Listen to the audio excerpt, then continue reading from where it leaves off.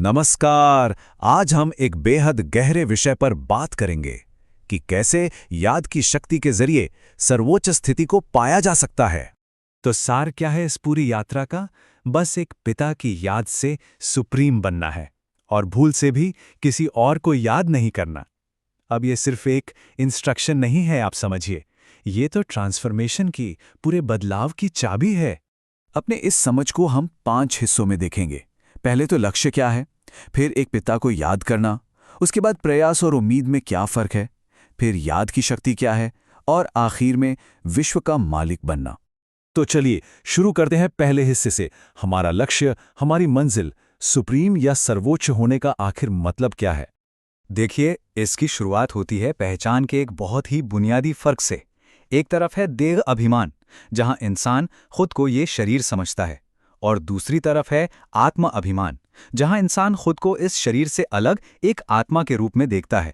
तो आत्म अभिमानी बनना ये सबसे पहला और सबसे जरूरी कदम है। मतलब खुद को एक आत्मा, एक ज्योति बिंदु, एक ऊर्जा के रूप में महसूस करना, जो बस कुछ समय के लिए इस शरीर में है। और जो इस अवस्था को पा लेते हैं उन्हें महावीर यानी महान योद्धा कहा जाता है। और इस पूरी यात्रा की जो मंजिल है वो है टावर ऑफ साइलेंस यानी शांतिधाम। ये आत्मा का असली घर है, जहां सिर्फ और सिर्फ शांति है और कुछ नहीं। चलिए अब आगे बढ़ते हैं दूसरे भाग की ओर, एक पिता को याद करना। सवाल ये है कि इस सफर पर हमारा गाइड कौन है? पिता का निर्देश बिल्कुल साफ है, सिर्फ मुझे याद करो। इस शरीर और इससे जुड़े सभी रिश्तों को भूल जाओ, ये तुम्हारा आखिरी जन्म है। ये बात इस एक जन्म की अहमियत को एकदम साफ कर देती है।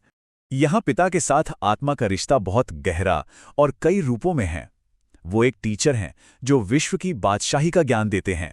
वो एक निस्वार्थ सेवक हैं जो आत्माओं को पावन बनाने के लिए एक पतित शरीर में आते हैं। और वो सबसे प्यारे हैं जिनके साथ आत्मा का सिर्फ और सिर्फ शुद्ध प्रेम का रिश्ता है।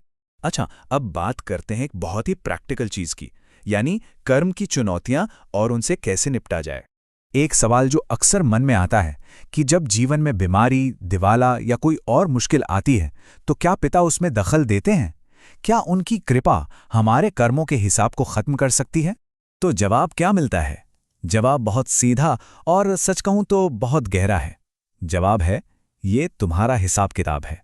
मतलब जो भी कर्मों का दुख है ना, वो एक पर्सनल अकाउंट है। इसे आत्मा को खुद ही चुकतू करना है। तो ये रास्ता कृपा या दया मांगने का नहीं है, बल्कि हकीकत ये है कि खुद के पुरुषार्थ और योग बल की शक्ति से ही इन हिसाब किताब को चुकतू करना होता है। तो फिर ये योग बल आता कहाँ से है? अब हम बात करेंगे चौथे हिस्से की, याद की शक्ति।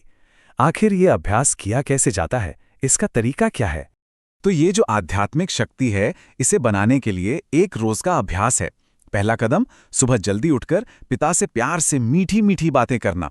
फिर दिन भर खुद को आत्मा समझने की प्रैक्टिस करते रहना। तीसरा, ईमानदारी से अपनी याद का चार्ट चेक करना। और चौथा, इस ज्ञान को अपने अंदर समाना और याद की यात्रा पर टिके रहना। यहाँ एक बहुत ही दिलचस्प चुनौती की बात भी कही गई है। होता यह है कि कई लोग अपनी याद का चार्ट ईमानदारी से बताने में शर्म महसूस करते हैं। इसके बजाय वो ये बताना ज्यादा पसंद करते हैं कि उन्होंने सेवा कितनी की। ये बात इस विचार को और मजबूत करती है कि याद कोई दिमागी कसरत नहीं है। जैसा कि कहा गया है, याद बिना सतो प्रधान होना असंभव है। सच्ची याद से अपने आप एक एनर्जी का करंट मिलता है, जिससे सेहत और लंबी उम्र भी मिलती है। और अब आते हैं हम अपनी यात्रा के आखिरी पड़ाव पर, इसके अंतिम पुरस्कार पर। 5वां खंड, विश्व का मालिक बनना। इस रास्ते पर कामयाबी से चलने का इनाम क्या है? अब ये नंबर देखिए, 21। आखिर क्यों ये नंबर इतना जरूरी है? क्या है इस 21 के आंकड़े में ऐसा?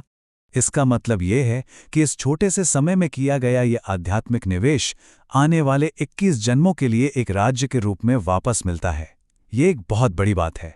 और इस प्रक्रिया से जो दिव्य गुण पैदा होते हैं वो भी साफ बताए गए हैं। अपनी इंद्रियों पर पूरा नियंत्रण, 100% सच्चाई, पिता के जैसा अनकंडीशनल लव, सहनशीलता और मिठास, और यहां तक कि अपने शरीर से भी कोई अटैचमेंट नहीं। तो इन सारी बातों का सार क्या है जिसे जीवन में उतारना है? पहली बात, पिता को धैर्य, गहराई और समझ के साथ याद करना है ताकि उनका करंट मिले।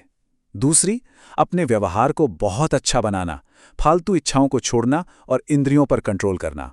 और तीसरी, अगर ऊंचा पद पाना है तो पूरी तरह से सिर्फ पिता को ही फॉलो करना।